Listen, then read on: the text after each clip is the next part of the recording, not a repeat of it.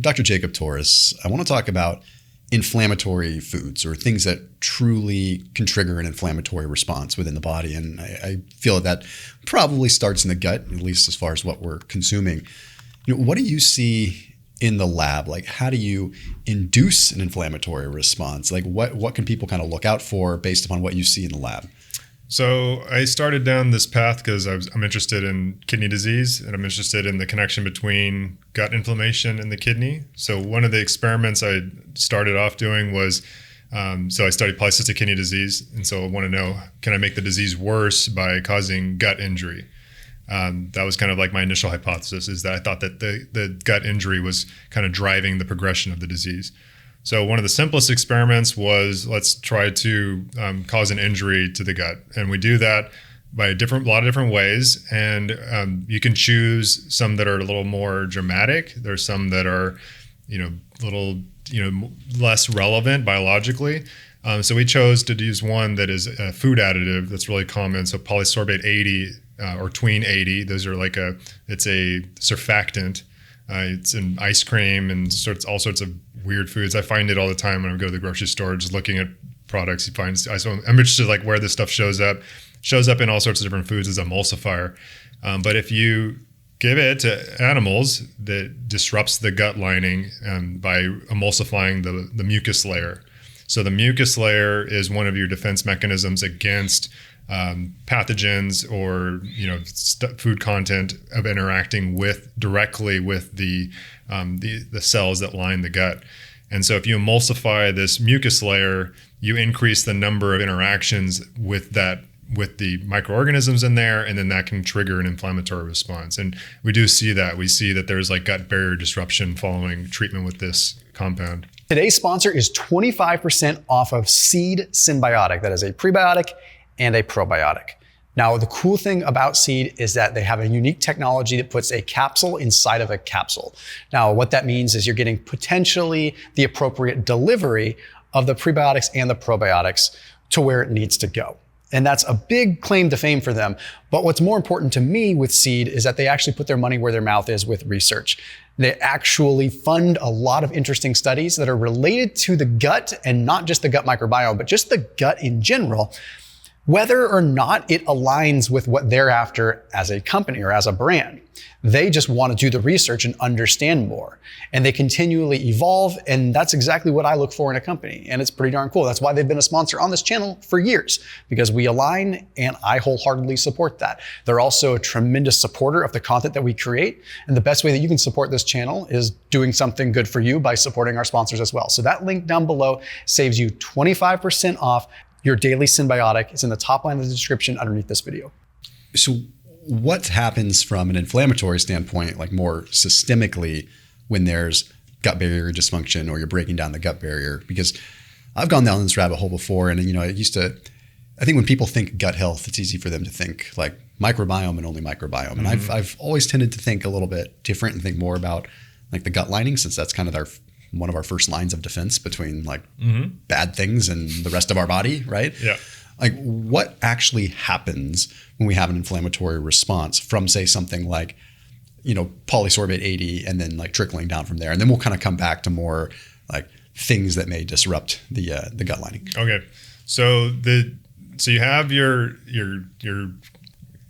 lumen of the gut, which is it's technically the outside of your body, right? So you have this hole between your mouth and your anus that's just technically the outside. So you're trying to prevent, the body's at least is trying to mitigate the interaction from the outside and the inside. So it has all these defense mechanisms that are set up. So the mucus barrier is one of them. It also has these enterocytes, which are kind of monitoring the lining. They're taking in nutrients, and they're also giving back into the lumen as well. They're feeding microorganisms. So they're feeding some beneficial ones that are playing defensive roles as well.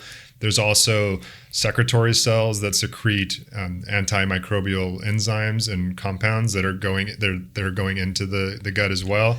So we have all these like different barrier mechanisms. And then we have an additional layer under that of immune cells. And these immune cells are monitoring the status of the barrier. So there's cells on the barrier that are sampling the contents of the gut, and kind of feeding it to the next layer of immune cells. And then those immune cells are then training cells in the gut lumen, and they can actually go to different parts of the body and go do mischief or good things. They can do one or the other. So depending on what they see in their monitoring in the gut actually changes their inflammatory response in the immune cells. So that's the layer. It's usually the more influential is that immune cell layer. But that's the normal system, right? It's just kind of this monitoring system. Like there's stuff in the gut. We're going to kind of sample it, make sure that everything's kosher, and then just everything's fine. They're just kind of like a baseline amount of immunomodulation. And then you have barrier disruptions where you lose integrity of the gut barrier itself.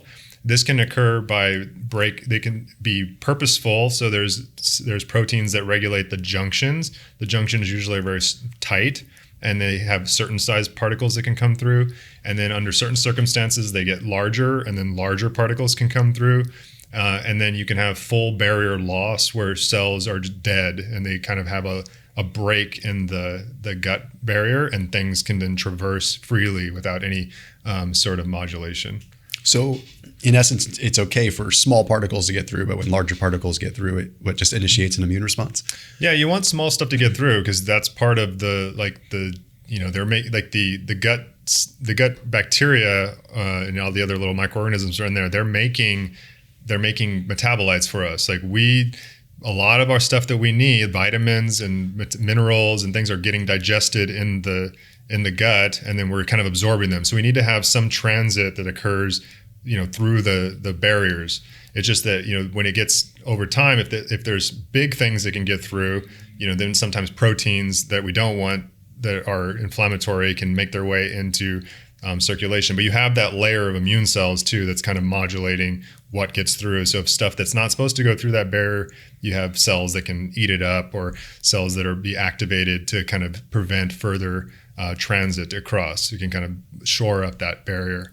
But if you get like a full break, then you can get like large food particles or things that are undigested that then they can make their way in. And then you can train immune cells to be reactive to food. So they might develop a food allergy because now you've let in like a piece of avocado, and then now you get like you develop an allergy to it.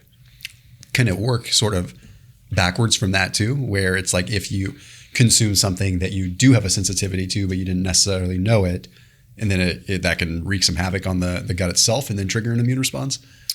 Yeah, if you have a natural predilection to be reactive to something, then you could have an immune reaction. So I think the example I was giving you was about about celiac disease. You have specific receptors that bind to gliadin, and that's the part of the gluten protein, and those trigger immune response based off of like the density of that receptor. So people's individual variability might have more of this receptor or less of it. And so if you have very little of it, then your immune reaction is very low. And if you have a lot of it, then you get a big response. And that could be for all sorts of proteins and different compounds. And you wouldn't necessarily know until you encounter it. Is it potentially a sliding scale? Like, for example, like with celiac, maybe it just gets up to a certain point where it's classified as like full on celiac, but like people have issues with gluten all the time where they say they have digestive discomfort. There's a lot of people that, you have to take anecdote for what it's worth, right? Like you hear a lot of people say, well, when I have gluten, my joints are achy, or when That's I have me. gluten. Yeah, I'm the same way. I've stopped talking about it because it's just like I feel like it's beating a dead horse, like where you're, not that I'm shouting it from the rooftops, but you get tired of just getting combated with it, where it's like, okay, fine, you're either celiac or you're not, but it seems like I'm not celiac, but when I have gluten, like not only do my joints hurt, and this could be, somewhat maybe placebo effect on myself, but I almost feel like I become immunocompromised, like after I have gluten. Like I feel like it does something where like my immune system just goes out of whack. And so is it those same like sort of receptors? Could you have a certain level of those receptors that maybe you're not quite celiac, but you're still sensitive to it? Correct. Yeah, it's going to be gradations. So you have some number of them, and you probably, if you're in the middle, you probably have like a sensitivity, and you just have like an inflammatory response following the exposure. Yeah. Interesting. So and then with that inflammatory response, you're obviously a kidney scientist. So like if someone is eating something that is inflammatory to them, do you see a direct, and again, that's loose there, right? I'm just saying like maybe even what you see in the lab, like if you induce inflammation in the lab, but if we extrapolate that out to like, okay, if someone instigates some inflammation in the gut, do you see that translate into other organ systems, specifically in your case, the kidney? Oh yeah. Yeah. If you cause gut inflammation, you make everything worse. Yes. So what is happening? Let's talk kidney for a second, and then I want to come back to like other things that might disrupt the gut still. So I mean, at this point, a lot of these are Polysorbate 80 is pretty definitive. Like that one's a pretty solid one. Or any kind of emulsifiers ones that. Well, we considered using carrageenan. That's another one. It's used pretty commonly to cause leaky gut. That's a pretty common experimental model. There's different types of carrageenan too. You say there's polygeenan, and what's kind of the difference there? There's like different sizes of carrageenan that you can use. Just like with the polysorbate, you can have long chain or shorter chain. Excuse me. But the same thing with carrageenan. There's like a low molecular weight and a large molecular weight, and it seems like the lower one, if I remember correctly, is the one that causes more of the issues. And that's not the one that's typically used as an emulsifier in foods. They usually use the bigger one. So I just kind of didn't use that one because I thought that it was less relevant. But I believe that if you use something like fructose is also a gut barrier disruptor. You would get the same effect. Like you could pick any of them. They're all probably going to do the same thing. The really common one is called DSS. It's a very harsh injury to the gut, like really just damage the gut barrier. That's the one they use for colitis models. That's a very common injury model. That if you want to study colitis, they'll give that, and it's just really bad. But that's not in food, is it? No, definitely not in food. But it's a dextran sulfate is the stuff. It's a really potent version of like just sledgehammer the gut. But these other ones, these food emulsifiers and fructose and things, they're more relevant because they're encountered in the food system. So I mean, small amounts of fructose from fruit probably not relevant. Yeah, we're talking like high fructose corn syrup. High fructose. Yeah. So I think that the experiments are like 10% of calories or something, 5 to 10%, something like that. That's not that hard to achieve for the standard American diet. It's not that far away. Yeah. Yeah. I mean, if you're drinking a couple sodas per day, like you're probably, I mean, if you drink 3 sodas a day, let's see, 170 calories in a soda, and they're like 50 grams of sugar, right? And half of it's fructose. That's not much. Yeah. That's interesting. And I wonder if, especially with no antioxidant production, nothing else like anti-inflammatory effect coming at all. It's just pure free fructose. Yeah. Wow. I actually had no idea on that. So with carrageenan, yeah, because I've seen a lot of just different literature on that. And like, it seems as though like the kind of carrageenan that's used in a research setting is slightly different from what's used in a food setting. Yet there's still a lot of push to get carrageenan like removed, right? Yeah. I mean, I think they're all still coming from, is it brown or red seaweed or something like that? It's still like, yeah, I think they're all from seaweed. I think they make a lot of those weird like polysaccharides. Yeah. Yeah. It just seems as though I don't know. It just seems like maybe it's something that should be limited, right? It's like if it's probably not good. If it's inducing it at even a smaller level. Yeah, it's usually the caveat to all this though is that the experimental dose to induce the injury in a short period of time is significantly higher than what you might exposed in a food product, but it's not clear. Like, it's not clear that you know consistently exposing to these things is good. Like it's or benign. I mean, that's research on it. It's like. There's been analysis on carrageenan because of the danger of carrageenan experimentally. Like, so they've done analysis on like how much carrageenan you need to eat per day. And I was trying to figure out calculations for doing experimental stuff. You do have to eat quite a bit of carrageenan. So it's not like, hopefully you're going to get exposed to it but we don't know what the small doses are either. Like, they don't know if that's safe. It's a thing. So if you're inducing inflammation, like, unbeknownst to you by, let's say like eating something that's inflammatory or damaging, do you just kind of heighten this systemic inflammation essentially? Is that putting you at like a stronger risk for being like immunocompromised? Or in theory, like if you look at, okay, the immune system's activated, are you actually like to a certain degree protecting yourself? Well, you're giving the immune system something to do, which is not always good, right? Because the immune system is just kind of surveilling. It's just, waiting for something, some signal to activate it. It all depends on if you're talking about the adaptive versus the innate as well. So the innate immune system is, preventing those gut barrier disruptions. It's activated in response to, things that are coming in contact with it. And then you have the adaptive immune system, which is, learning from its interactions with the environment and coming up with solutions to antigens that it's being presented with. So if you have a food particle come in, you develop an allergy to that food particle but the immune system was just waiting for something to do. It just was like, I have nothing to do. So if you overactivate the immune system, it starts looking for things to do. So if you have joint inflammation, you might get breakdown of collagen, and you might breakdown of some of the tissue in there. And then the immune system picks up some of that because it's activated, and then develops an autoimmune reaction against a piece of your collagen or your cartilage, right? And then you end up with like a joint, you have some sort of osteoarthritis, joint inflammatory disease. That makes sense. So that's sort of what happens with like TPO antibodies with like Hashimoto's and gluten and things like that. So it's like essentially it just so happens that there's an affinity for the sort of thyroid. Yeah, the transglutaminase. Yeah, that's the big one for gluten.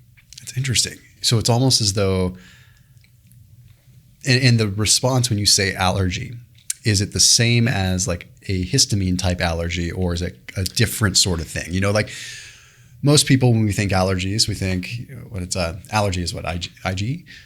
IgE. Yeah. So it's like, more like, okay, I'm going to start histamine response, start sneezing, all this and that. But if like we're talking allergy coming like starting at the gut, like say, okay, you have gut barrier integrity issues and you allow, I'm just going to use avocados again as an example, remnants of chunks of avocado that essentially going through, activating an immune response, an adaptive immune response to avocado. You don't develop like a sneezing type anaphylactic allergy. You develop like a different inflammatory allergy. Is it different? Yeah, it is different because so this is where my immunology always is like there's a lot of different pieces going on here. Yeah, caveat this with immunology is probably one of the most complicated. Well, it's more than complicated. It's complex. I think that's the issue. Is it's highly interrelated and interdependent on inputs. But the histamine response is different than the IgE reaction. So that's the IgE reaction is, you're making these antibodies against something that it encounters, and then those are then causing things to target it, and they go and they look for that thing and causes the immune reaction. Okay, got it. So then then I guess the rate at which that heals is highly dependent upon a number of things. But I guess this can where we can insert some of your other research, which is kind of interesting. And I don't want to make you speculate too far, but if like you've seen in your other study that was published in October that beta hydroxybutyrate potentially has an effect within the gut, is there reason to believe that like maybe there's hope there that BHB could actually help with like the sort of remodulation of the? Yeah. So immune cells, they're modulated by BHB. So that's a big part of like the ketogenic diet. So I think I'd mentioned this before, is that the BHB status during fasting is kind of like the signal that tells the body what the state of the metabolism is. And so the immune system is the most costly part of our body to run. One of the most costly parts of our body to run, just generating cells. So as you decrease calories, you make BHB, it's like, let's shut off one of the more expendable functions. So we'll shut down the immune system. So the BHB itself is playing an anti-inflammatory role in that by suppressing the overreactivity of the immune system. The immune cells themselves have receptors and intracellular interactions that BHB works with to modulate their function. So BHB can suppress the type switching of macrophages. That's like one of the more well-defined things that it can do. So it can prevent this switch from the M1 M2 transition. They have this receptor that then can cause them to change. That's located on the extracellular side of the cell. That's the GPR109A. That's one part of our research as well. That can then bind to BHB and prevent this switching to the pro-inflammatory side, and actually changes them to even a different subset of M2 macrophage.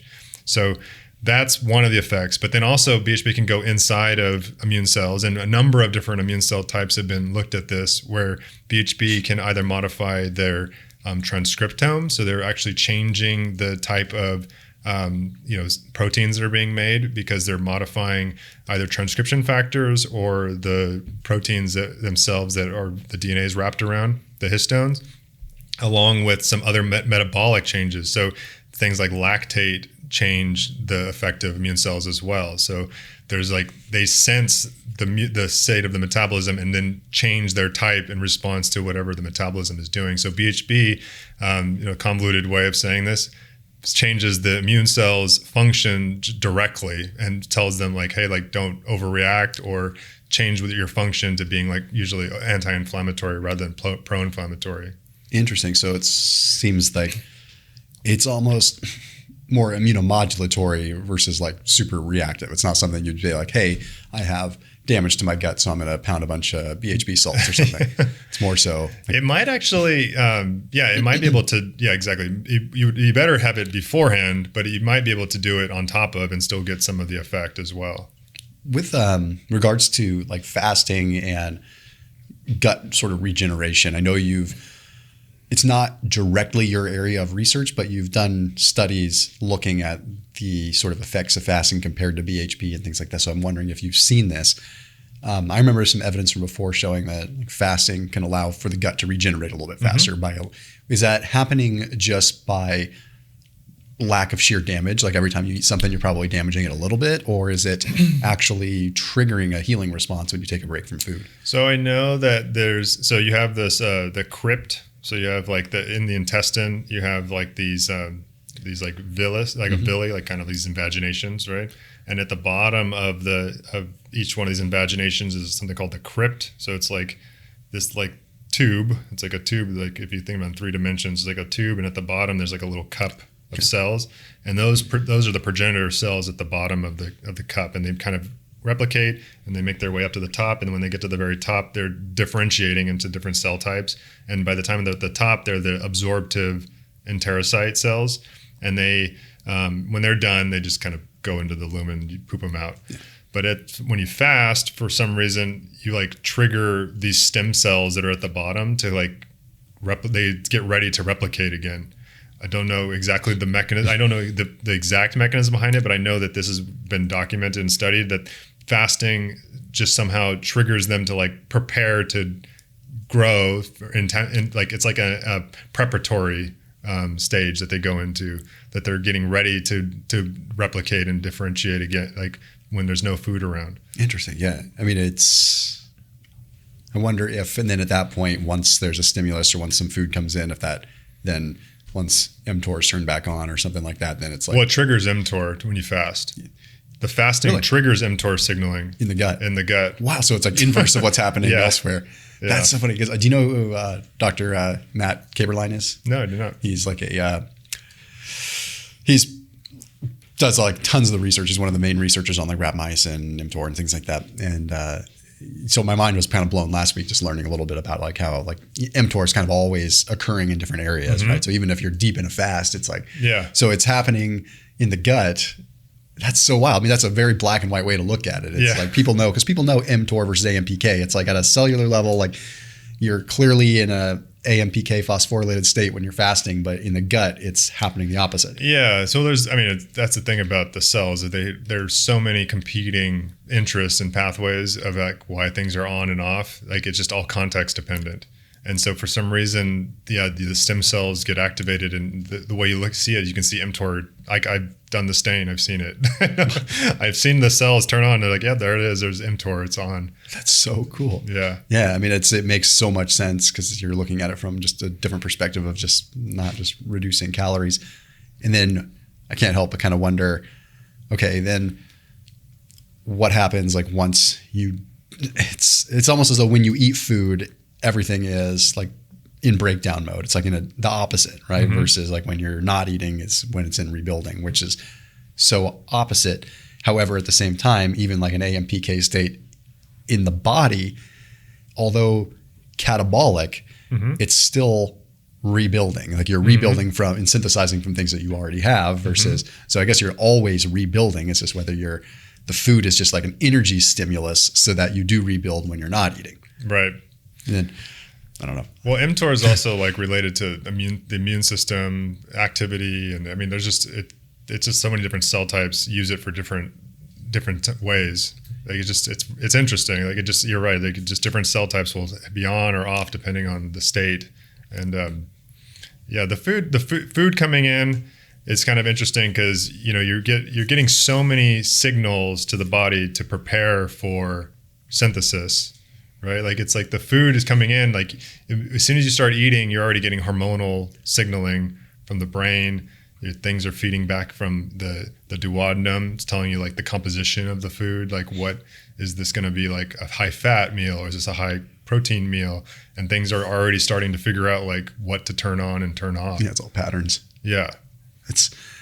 I had a question that was, I mean, so then when we're fasting, actually, let's save that one. I want to talk about something that might, it's going to be a little bit more of your personal opinion.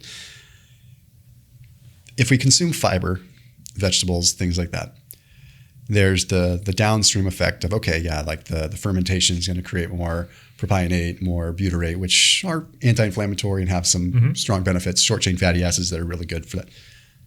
In your opinion, like some of these vegetables that actually might be a little bit damaging to the gut, kind of up top before they actually ferment, do the benefits sort of outweigh the risk there? Because that's where no one's having this nuanced discussion where like acknowledging both sides, like, in its fermented state and fiber and the short chain fatty acids, I don't think anyone's going to argue that that's beneficial. But then when you're talking about the whole like upstream from that, like there is some damage when you consume these things, right? And so it's like, is it just a balance thing at that point? Well, I think that the big question is do the bacteria and is the microbiome sufficient to provide the benefit, right? So if you have like, you might be eating all the broccoli you want and it just ends up the same when it comes out the other end because nothing's digesting it fully. True. So it's like, maybe some people are like, so for instance, like the oxalate story, right? So if people used to have Oxalobacter formigenes is like a very common bacterium that is just in the gut, right? If you have that, you can eat oxalate, they digest it, and your body doesn't absorb it as the same because it's being broken down.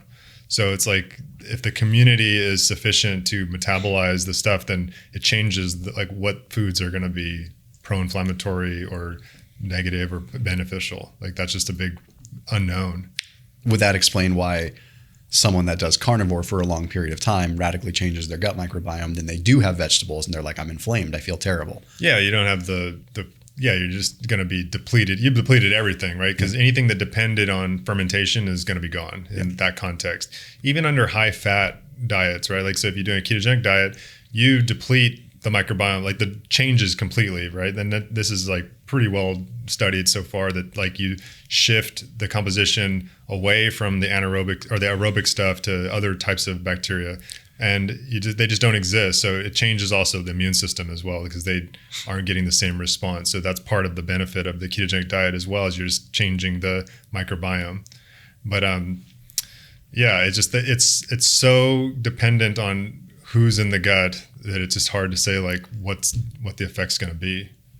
And what about oxalates specifically? We've done a separate video in the past on that, so we don't need to go into intricate detail on the kidney side, but do the crystals damage the gut too? Like are oxalates not so good for the gut, or is it not as much of an issue there? Well, so there's soluble oxalate and then there's the crystalline form, and those come in different shapes and sizes. And depending on the plant, hopefully you're not eating plants that have the microcrystals already in them, because those are things that you would already, as you eat it, you would feel. So Spinach has some of them, but doesn't have I think they're called the struvite, like the pointy, sharp ones. Some plants use it for defense. So if they get bit by something, it kind of damages the mouth and the throat.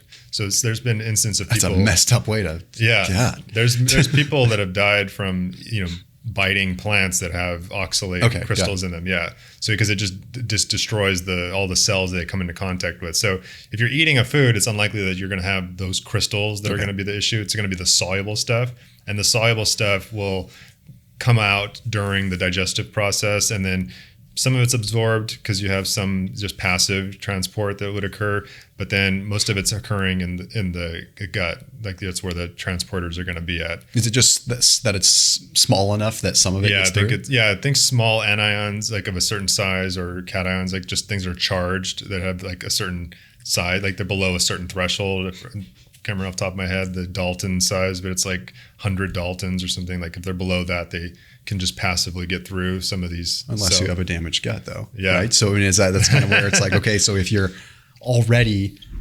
compromised with a bad gut, then could you make the argument that you're going to have a lot more crystals come through, and then you're at more risk for issues from I guess that's possible. Most of it's like, I don't know if they're gonna. If it's, you're talking about just the soluble oxalate being in. Just having more of it being able to absorb. Yeah, it's possible. Yeah. But I don't know if anyone's ever looked at that. But no, damaged gut though. I would imagine you're just more worried about just large things getting through rather than the soluble stuff. But if you had, I don't know how much that actually would change the transport. That's a good question. So, I mean, my main takeaway from this is like, if it says polysorbate on it, like, don't eat it. And it's crazy the number of things that have it. Like it's still ridiculous. Like, I mean, it used to, at first, a couple of years ago, when I did a video on it, I was like looking at, it's like in instant pudding and things like that, where you would think like where you can have an emulsifier or like ready. But now, like you see it in all kinds of things, like anything that's like sort of a gelatinous or like creamy. Yeah, creamy. Exactly. That's a good way to put it. I'm kind of weirded out by the gums too. Yeah. I know that they're not all bad. I mean, presumably, who knows? But I just kind of avoid them because I just don't know. Like after doing the research, I'm like, if these emulsifiers aren't good, then probably these other emulsifiers might not be ideal. Yeah, for sure. But I know like acacia gum has some prebiotic effects, and like there's some research on that, but I just don't know. I just kind of avoid them just because I'm like, I don't want to deal with any of like other issues potentially popping up. There's a big difference between like being okay on a safety profile versus like what's not even optimal, just what's not really worth looking at it as far as maybe the FDA is concerned, right? It's like not. Well, who's going to do the experiment? Yeah, and if it's not high risk, from a safety perspective, right, then it's not going to be on their radar. So like once it's generally recognized as safe, it's kind of like, okay, like anything goes. And then, then you get into the discussion of like, look at the EU versus where we are, right? Like in terms of there's a lot more regulation, but there's also a lot more kind of understanding of the potential for these things to be problematic. Yeah. Right? So, I mean, unintended consequences, that's always the big one. It's just, we're very focused. We focus a lot on like these little, like, oh, it doesn't seem like it hurts, this thing, or like the dose that we tested didn't do anything. It's like, well, you just don't know like what stuff does. Like everything does something. Like the body's very, very adaptable and reactive, and you just don't know like all the effects that it has. We live in a very complex system. It's not like as simple as like this one thing does this one thing. It's like that one thing might do a bunch of things you don't even know how to measure them or what the effects are. Eventually, we'll all just adapt to everything. We'll just become synthetic, and we'll actually be able to thrive on the microplastic diet. So, they get those bacteria that can eat the microplastics living in your gut, and then there you go. You just might actually happen. Anywhere, where can everyone find you, man? They can find me at drjacobtorres.com. That's easy way to find me. Right on, my man. Thanks, brother. All right, man. Thanks.